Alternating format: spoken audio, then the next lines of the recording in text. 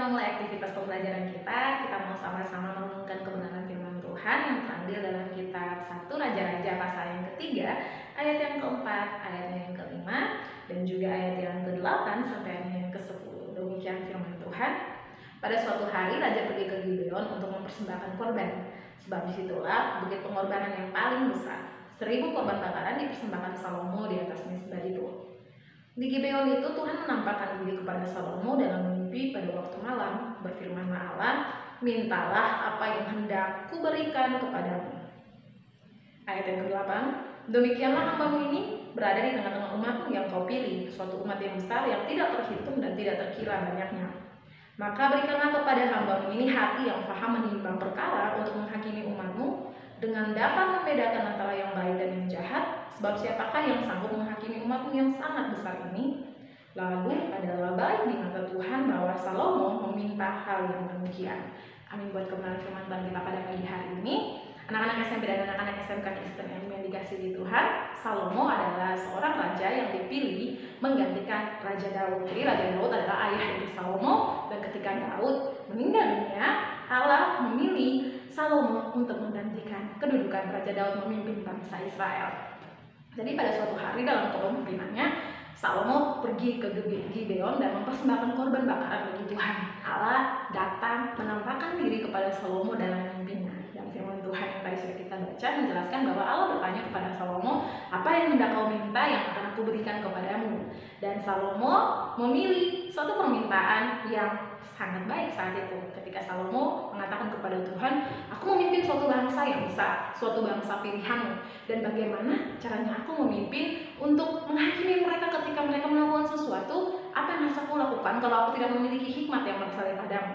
Karena itu Salomo meminta hikmat dan kebijaksanaan dari Tuhan untuk memimpin bangsa Israel. Dan ketika Salomo meminta ini, Tuhan memandang ini sebagai sesuatu yang baik, dan Tuhan memberikannya bagi Salomo. Bukan cuma hikmat yang Tuhan berikan, Tuhan mengaruniakan keamanan di negeri yang dipimpin oleh Salomo.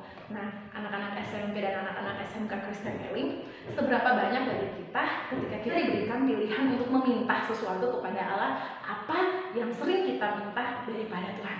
Seberapa banyak dari kita yang sering meminta Tuhan berikan saya hikmat, hati yang penuh pengertian, kepakaan kepada rencana dan kehendak Tuhan, sehingga saya melangkah di dalam kebenaran Tuhan.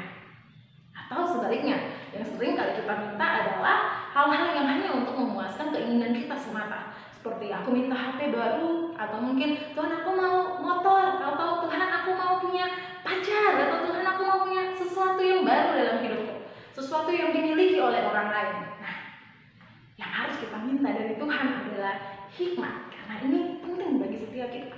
Ketika kita melangkah di tengah-tengah dunia yang penuh dengan kejahatan, di tengah-tengah dunia yang penuh dengan berbagai macam masalah dan problema, yang harus kita miliki adalah hikmat yang berasal daripada Tuhan, kebijaksanaan yang berasal daripada Tuhan.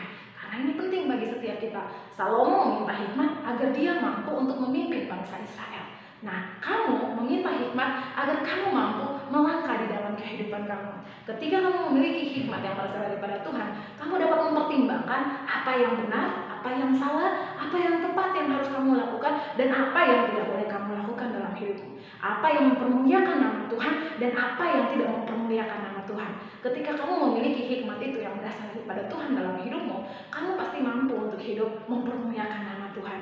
Kamu pasti bisa hidup menjadi orang yang menjadi berkat bagi banyak orang. Kamu bisa hidup dengan baik di hadapan Tuhan. Jadi marilah mulai hari ini belajar meminta hal yang penting bagi setiap kita.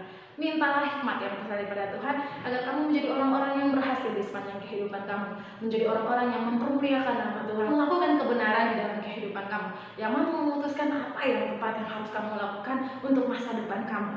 Karena ini hal yang baik untuk kamu pelajari. Ibu Eta berharap semua anak-anak SMP, semua anak-anak SMK Kristen Elim, ketika kamu berdoa kepada Tuhan, mohonlah hikmat yang berasal daripada Tuhan.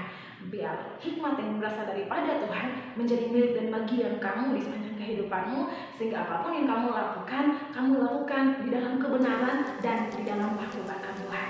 Itu saja firman Tuhan yang bisa Ibu Eta bagikan. Tuhan Yesus memberkati kita semua.